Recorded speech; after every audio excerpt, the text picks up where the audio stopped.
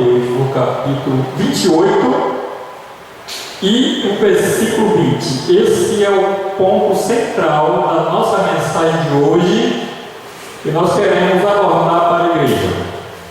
Os 4 evangelhos de Jesus, que são Mateus, Lucas, João e Marcos, ali estava Jesus começando a sua comissão para a pregação do Evangelho. E nessa noite eu quero fazer uma pergunta para os irmãos: o que é o Evangelho? Quero que participe agora. O que é o Evangelho para vocês? O que é o Evangelho? Os novos. O que é o Evangelho? Quero ouvir mais. O que é o Evangelho? Eu não encontrei ainda a resposta chave. O que é o Evangelho? É? Cristo Jesus, irmãos. O Evangelho não é um grupo de homens que está comissionado a ganhar alma. Isso não é Evangelho. O Evangelho é a pessoa do Senhor Jesus. Sabe por que nós confirmamos isso? Porque o Evangelho, quando ele penetra na vida do ser humano, há transformação. É verdade ou não? É verdade? O Evangelho é o próprio Deus em busca da salvação do ser humano. Isso é o Evangelho. E nós apenas somos só pessoas que Deus nos comissionou como representante desse Evangelho. Você acha que Augusto ou qualquer membro da igreja tem poder para converter uma pessoa e libertar ele do seu vício? Nós temos essa capacidade? Só o poder de Deus. Será que nós temos a capacidade de convencer uma mente de uma pessoa de alto intelectual? Temos essa capacidade? Só o poder do Evangelho. E foi por isso que Jesus ele disse aqui no livro de Mateus. Agora eu quero que lê para nós alguém aí, Mateus capítulo 28, versículo 20. Eu quero que alguém lê para nós. Aqui estava Jesus dando a sua ordem e uma comissão para o seu discípulo para a pregação do Evangelho. Estava se ausentando agora o próprio Deus e ele deixando agora o seu poder para os seus discípulos. E digo para vocês, irmãos, que a convenção daquelas pessoas não foi os discípulos, mas sim a pessoa do próprio Jesus. O que diz na sua Bíblia? Quero que alguém leia para nós. 28 e o versículo 20.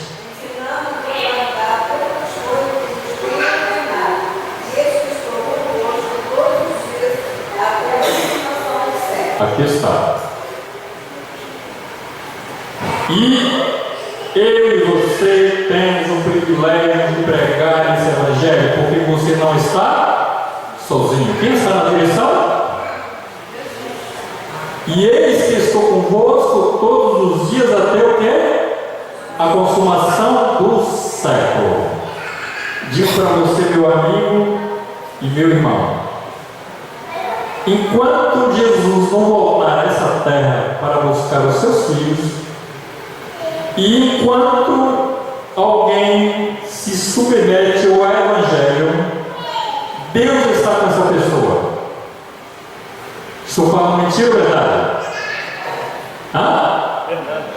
É ele que diz a Bíblia: e eis que estou convosco todos os dias até a consumação do século. Aquele que ele é um participante da palavra de Deus e que ele é um comissionado a levar o Evangelho, essa pessoa, Deus está com ele. Amém. A Bíblia nunca mentiu e Deus nunca falhou. É verdade? E o propósito de Deus é desenvolver o Evangelho para a humanidade. Você sabia que anjos, eles estão ansiosos para ter esse privilégio como nós estamos levando as pessoas aos pés de Jesus? E Deus não deu direito para eles, porque o direito é nosso, porque Jesus um dia morreu na cruz por mim, por você. E Jesus, quando ele fez a sua comissão, que ele ia se despedir dos discípulos, reuniu os 12 e ele deu a sua ordem: ide pregar o Evangelho a todas as nações, e eis que estou convosco todos os dias até a consumação do século. Não sei se esse século vai muito além, mas todos os cooperadores de Jesus que pregam o Evangelho de Jesus, essa pessoa ele está sendo acompanhado pelo seu próprio Jesus. Não é você que está falando para a convenção das pessoas, mas Jesus é que está à direção das pessoas. Você é apenas só um instrumento que Jesus quer usar para poder você chegar a outras pessoas. Que Deus maravilhoso! E digo para vocês mais uma coisa: a terra nunca ficou sem a ausência de um ser celestial. Sabia disso? Antes de que a terra existisse criação, quem já habitava aqui no meio dessa terra?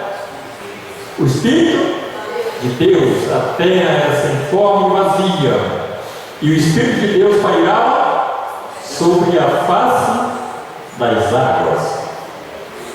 Então este mundo ele nunca ficou sem a presença do ser divino.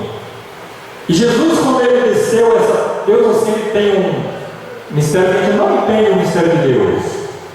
E o próprio Jesus, quando ele desceu essa terra, que ele veio ao ventre de Maria, e que o anjo pronunciou a José, assim: José, tome a tua esposa, porque que está grávida nessa mulher não é ser humano, mas sim divinamente do próprio Deus.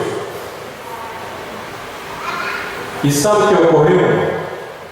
Quando Jesus ocupou o espaço da terra, o Espírito Santo ele foi ocupar o espaço de Jesus de novo no trono de Deus. Deus ele não anda sem companheirismo. O ser humano, quando ele foi formado em companheirismo macho e fêmea, para assim que Deus fez, não foi? Deus não é sozinho. E quando ele fez o homem, ele falou assim: façamos o homem à nossa imagem e à nossa semelhança. Vocês que são professores aí sabem dos plurais, né? Façamos. Deus não estava só. Sabe por quê, irmãos? Porque Deus ele é companheirismo, Deus é humano, Deus ele gosta de estar com pessoas. E este mundo não foi feito para estar só. Porque aqui nós estamos lutando com duas forças: uma força do bem e a força do mal. E nós escolhemos ficar lá da força do bem. Porque Deus está conosco todos os dias, até a consumação do século. E é através dessa palavra que chama-se Evangelho é que Augusto está aqui hoje e vocês também estão. Verdade, não é? É através desse Evangelho que você escolheu estar aqui nessa noite. E esse Evangelho você tem um encontro com Jesus. E quando nós encontramos a Jesus, nós temos mudanças radicais. Talvez nós éramos pessoas que o mundo talvez não dava crédito na nossa vida. E quando você encontra Jesus, você transforma a sua vida, transforma o seu coração. Você não é mais aquela mulher que você bebia, não é mais aquela mulher que foi odiava seus filhos, você não é mais aquela mulher que talvez andava de briga com o teu esposo, com o teu marido. Você agora é uma pessoa que Deus o amou, e você transborda agora o amor para outras pessoas. Você agora contagia outras pessoas, porque Jesus está conosco. É verdade, não é? Esse homem não é mais aquele homem que eu conheci, Aquela mulher não é mais aquela mulher. Deus fazia isso. Quando Deus encontrou aquela mulher lá no poço, que apareceram os seus acusadores e falou assim: Senhor, essa mulher ela foi panha em adultério, e a lei de Moisés disse que todos aqueles que foram apanhados em adultério têm que ser morta, né? E trouxe ali para Jesus decidir o destino daquela mulher. Jesus agora ficou entre a cruz e a espada. Se Jesus disse assim: não morre, então você é uma pessoa que vai compor com adultério. Mas se eu mato, né? E aí? Jesus adorou na vida? Que situação ficou Jesus? E Jesus agora começa a escrever Maria, né? Primeiramente, não existe adultério sem parcerias. E tinha alguém acusando aquela mulher. Jesus agora começa a escrever cada um dos seus pecados. E se cada um ia olhando assim: poxa, como é que esse cara conhece a minha vida, né? Sabe o que eu faço, sabe onde eu moro, sabe que talvez eu participei de adultério com essa mulher. E diz que ali cada um foram saindo desfilados da presença de Jesus. E ficou quem ali? Só a mulher. Jesus olha para ela assim: mulher, cadê os seus acusadores? Senhor, não sei. Jesus falou assim: aqui está a primeira pedra. E aquele que disse que não tem pecado, atire-se a primeira pedra. Quem é que não tem pecado hoje, irmãos? E diz que aí foi saindo de um a um, de cabeça baixa, porque ele sabia também que tinha que ter um encontro com Jesus. Se eles tivessem encontrado com o Evangelho, com certeza eles não estavam acusando aquela mulher. Se eles tivessem o encontro com o Evangelho, eles não tinham levado essa mulher até Jesus para acusar. Jesus fala para ela assim: mulher, cadê os seus acusadores? Senhor, não sei, nenhum deles se acusaram? Não. Foi a resposta de Jesus? Eu também não te condeno. Naquele momento, irmãos, o Evangelho penetrou na vida daquela pessoa. Eu acredito que Jesus não resignou com aquela mulher depois que ele saiu: você adulterou, você fez isso. Ele abraçou e chamou de filha e falou assim: vá e não peques mais. Aquela mulher naquele momento saiu ali transbordada com o seu coração, porque ali o Evangelho penetrou na sua vida. E Jesus conhecia o destino daquela mulher, porque falou assim: eu não tenho marido, assim, bem falasse você, porque você tinha 5 e esse último é o teu. Jesus conhece a vida de cada um de nós. Jesus sabe o nosso destino, porque Jesus é Deus, Ele conhece o passado, o presente e o futuro. Deus é assim. Mas é um Deus de amor que, quando o Evangelho nos alcança, talvez estamos no fundo do poço como se fosse um fracassado, derrotado. E Jesus veio nos ensinar: não levanta, filho, vá, não peques mais. E Ele apaga todos os nossos pecados, porque Jesus Ele tem poder para apagar os nossos pecados. E sabe uma coisa que Ele faz? Não lembra mais do que você fez. Jesus é assim. Jesus tem uma coisa que chama-se amnésia. Amnésia é uma coisa de esquecimento, né? Não lembra mais dos seus pecados. E ele vai dizer assim: e joga na profundeza do mar. Eu não sei ainda quanto está a profundidade do mar, mas já tem algumas pesquisas que já passa mais de quantos mil metros? Alguém sabe dizer? Vocês aí não? Jair sabe falar disso aí? Não sabe? Paulo diz que já foi encontrado no dia de hoje.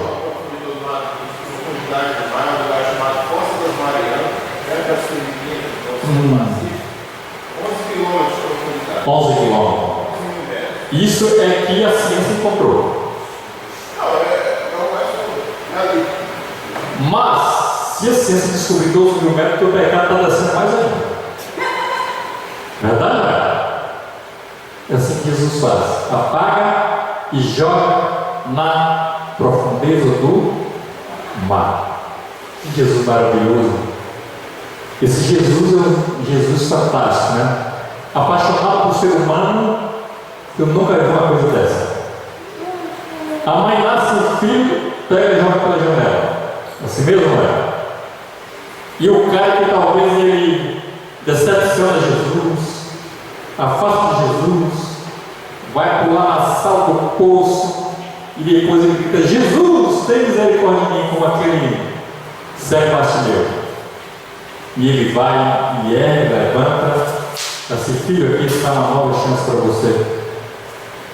É isso que Jesus faz nessa vida. E esse é o poder transformador do Evangelho. É por isso que é bom ser participante e obreiro do Evangelho, porque você está fazendo o trabalho de Jesus. E se um dia alguém te alcançou para Jesus, e você hoje se sente feliz a estar aqui, ou tomou essa decisão de ser um bom pai, uma boa mãe, um bom vizinho, é porque Jesus fez uma transformação em você. E essa transformação foi o poder do Evangelho.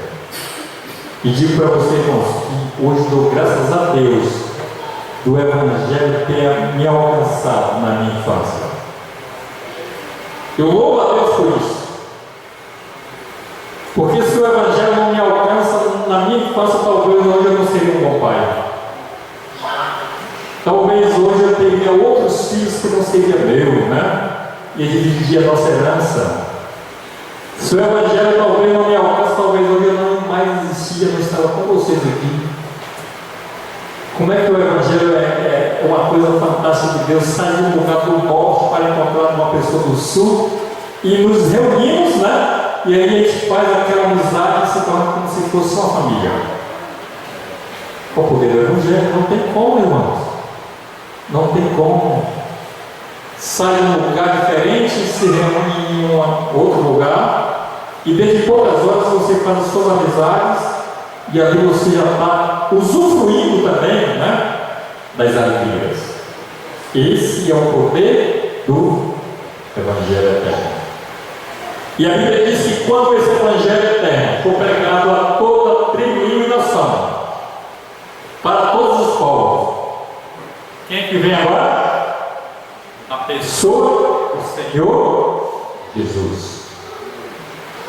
E sabe o que você vai ganhar sobre isso? Quem é coroa aqui no mundo? É o quê? Rei. É isso aí, quem ganha coroa é rei. Aqui nós não temos nenhum símbolo de filho de rei. Mas lá no céu, todos aqueles que vencerem vai ter a sua coroa. Amém? Amém? Coroa de ouro, de estrelas. E é uma coroa que é incorruptível, que ladrão não rouba, não ferruja. Ninguém mais tem o direito de tocar, porque essa coroa é tua. E a Bíblia nos diz assim: ó, concede que tu tenha a tua coroa para que ninguém o toma. Você tem o direito a essa coroa, mas tem alguém que está ainda querendo, né, tirar de você. E este alguém é o nosso inimigo que luta o bem contra o mal. Nós precisamos vencer este mal, porque Deus nos dá esse poder. E este poder só vem do alto. Que bom fazer parte deste amor de Deus e compartilhar para outras pessoas. E nessa noite eu não quero deixar também a igreja vazia. Quantos querem fazer parte desse poder do Evangelho? Quero ver as mãos. Amém? Quantos querem fazer parte da família de Deus? Glória a Jesus por isso. Amém. Jesus, Ele é Pai para todos. E Ele quer trazer de volta aquilo que nós perdemos o nosso direito. Vivemos num mundo de pecado, vivemos num mundo que não tem confiança de um para com outros, vivemos talvez num mundo de desconfiança, não é isso? Desacreditado. O próprio ser humano, aquilo que Deus criou para a beleza e a sua santidade, hoje o próprio Deus, ele talvez fica revoltado com o ser humano. Foi como ele falou com Noé: Noé, olha, o mundo que eu criasse com o jardim, hoje eu estou arrependido de ter feito o homem, e eu resolvi destruir o homem e os animais que criei. Que condição chegou o ser humano? De Deus destruir aquilo que ele criou com tanto amor e tanta bênção. Depois ele olha para a terra e diz: olha, o mundo está em um fio, mas eu encontrei em você graça, e você é a pessoa que vai ver esse mundo. O mundo não está perdido. Deus não tem, irmãos, causas perdidas para Jesus. Talvez estamos no fio da linha. Não tem perda para Jesus. Noé, faça sua arte. E convida o povo. É o Evangelho eterno que vai pregar. Quanto tempo, Moisés? 120 anos. Faça sua arca e prepare o povo, porque eu vou destruir este mundo que eu criei, tanto homem como animais. Quantos anos o poder do Evangelho foi pregado por Noé? 120 anos. Alguém aqui já viveu 120 anos? Já? Não é nada, né? Mas Noé pregou 120 anos, falando para o povo o poder do Evangelho, que Deus queria salvar, e Deus estava planejando, e que cada um preparasse aquela arca. Talvez seria um símbolo do Evangelho, porque ali estava a salvação da vida daquelas famílias, 8 pessoas. E Noé, ele foi obediente a Deus, ele trabalhou, talvez ele foi zombado, né? Esse cara cortando machado, batendo aí de formão, ele está maluco. Vamos ver alguém desse povão. Mas a Bíblia diz que cada pancada do martelo de Noé era falando o coração do povo. E na época, quando falava assim, chuva para o povo, era uma coisa ignorada de pessoas loucas, porque não chovia na época. Mas Noé estava com a sua fé firmada em Jesus, porque Jesus ele nunca falhou. O que Jesus fala, isso se cumpre. A palavra de Deus nunca voltou vazia. Você não é a pessoa responsável para estar com o Evangelho para salvar essa nação, e você prepara a sua arca. E Noé tomou a sua decisão firme e consciente de que ele estava ao lado de Deus e que Deus ia fazer acontecer. 120 anos de trabalho, muito ou pouco? Muita coisa. Deu o nome de madeira, como deveria fazer, altura, largura, comprimento. Essa é a arca que eu quero. Fala com o povo que também se salva. Deu 120 anos e o que Deus tinha falado não tinha se cumprido. Pô, Noé, você está maluco? Qual é a arca que você fez?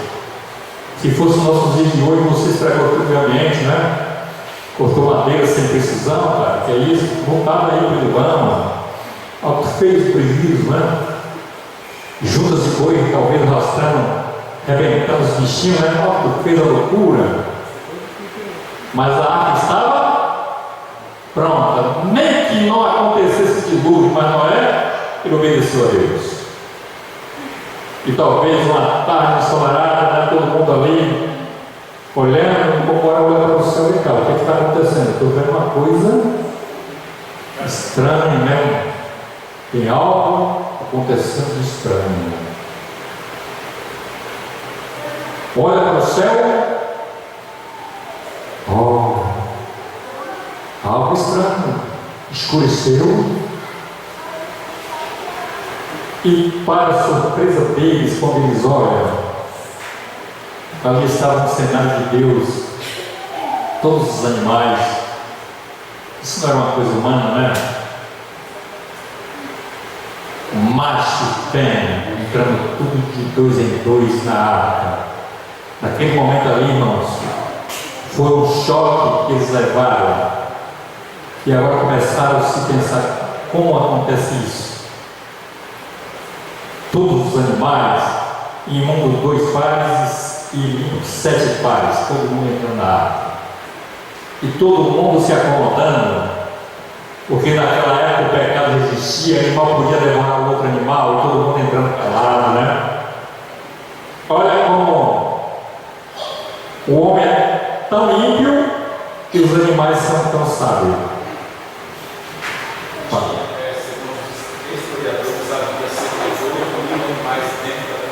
Misericórdia, né? Foi a última mensagem que se pregaram. Uma só palavra que Noé falou para os animais, eles obedeceram enquanto ele levou 120 anos pregando para os homens. Os homens. Vê como os animais, não é assim que Deus fala? O boi com a ST, seu dono regimenta a sua manjedoura, e o povo não me reconhece. E naquele momento chega todos os animais, espécies de tudo quanto é animal, todo mundo calado, todo mundo manso, porque todo mundo queria se salvar, né, irmãos? Queria se salvar, tranquilo, nada de agressividade, porque o mundo estava revolto e Deus tinha falado também no seu coração. Entra todo mundo, olha, disse que ainda durou 7 dias, né? E o povo olhou, todos os animais entraram, virou um verdadeiro geológico, né? É isso mesmo? Com 7 dias de fezes animal, de urina, de tudo quanto é coisa, aquilo ali virou uma coisa muito terrível. E quando o povo olha: não, você está doido, bicharada contigo, irmão, sai de baixo, né? Agora tem gotejar no céu, escurecendo, todo mundo começa a olhar, assim, olha, algo estranho está acontecendo no nosso planeta Terra. Será que Noé está certo? E diz que Noé deu uma última mensagem de advertência: vocês não deram ouvido à voz de Deus. Sabe o que Noé fez para eles? Tchau para vocês. Virou, entrou na porta, o anjo veio, tomou a chave, fechou. Mundo, é contigo, né? E disse que Deus abriu as comportas do céu e a terra, e disse que virou aqui uma grande inundação. E a turma agora começou gritando a Noé para abrir a porta para poder eles também se salvar. O espírito de profecia dizia que eles pegavam o filho e falavam: Noé, não parece abrir a porta para nós, mas salva só nossos filhos. Jogavam, né? E ali, irmão, se for uma nação que Deus tem criado, como se fosse os nossos dias de hoje. E se vocês lerem o livro de São Mateus, Jesus está refletindo a mesma mensagem de hoje. Assim como foi nos dias de Noé, assim também será na vida do homem. Então é tempo de nós nos preparar. Você que é jovem, você que é adulto, você que é criança, você que está no fim da sua casa, é momento de preparar, porque a palavra de Deus não vai voltar vazia. E esse mundo não vai demorar muitos dias. Eu espero em Jesus que eu quero estar vivo, irmãos. Sabe por quê? porque eu quero ver a derrota daqueles que escarneceram de Jesus. Aquele talvez que não acreditou no Evangelho que Jesus que tu pregou. Aquele que talvez te trouxe na igreja e você não deu crédito à mensagem. É um bobão. É uns velhos, né? Coroca. E nesse dia Jesus vai voltar. Ou que você esteja preparado ou que não esteja preparado. Jesus vai voltar, essa é a promessa. E aquele que estiver preparado, Jesus vai levar para o céu. E eu quero dizer uma coisa para os irmãos nesse momento. Se você quiser ir para o céu comigo, irmãos, vou te dar o ombro, nós vamos juntos abraçados. Agora, se você desviar o teu caminho para o inferno, vá sozinho, porque eu quero ir para o céu. Estou certo ou errado? Quer ir para o céu comigo? Se ajude a nós e vamos pregar esse evangelho e fazer uma grande revolução. Agora, se quiser ir para o inferno, está fora de Augusto, porque eu quero ir para o céu. Vai embora sozinho, está querendo maior, vira as costas. E não podemos dar muito ouvido nesses últimos dias, porque tem muitas pessoas que têm tirado, talvez você do foco do seu caminho para o céu. Não dê ouvido voz de multidão. Não dê ouvido voz talvez do seu colega, que talvez você venha da igreja. Você for da igreja crente, isso não é o teu lugar. A mesma mensagem que Deus falou para Noé, essa é a mesma mensagem que ele pediu para vocês de hoje. Assim como foi nos dias de Noé, assim também será a vida do Filho do Homem. Pessoal, hoje come ou não? Bebe ou não? Casa ou não? É assim que está o nosso mundo, como se fosse nos dias de Noé. E Jesus vai voltar, e muitos deles vão estar desapercebidos, e quando Jesus retornar a essa terra, muitos vão dizer assim: ah, tarde demais. Quase que eu me salvei. E eu quero dizer assim: quase que eu me perdi por Cristo salvo. Amém? Tome essa decisão. Nós vamos estar aqui no dia 18 ao dia 27 de fevereiro, orando pela tua decisão, orando pela sua família, orando pelo seu casamento, orando pelo teu trabalho. E quando for no dia 27, nós vamos reunir 18 milhões de pessoas para estar jejuando por este mundo que está perecendo. E muitas pessoas vão voltar ao lado de Jesus. Eu quero ver esse ano pastor Luiz batizando muita gente. Amém? E Deus nos abençoe. Conto com você, porque Jesus está conosco todos os dias até a consumação do céu. Amém? E Deus nos abençoe.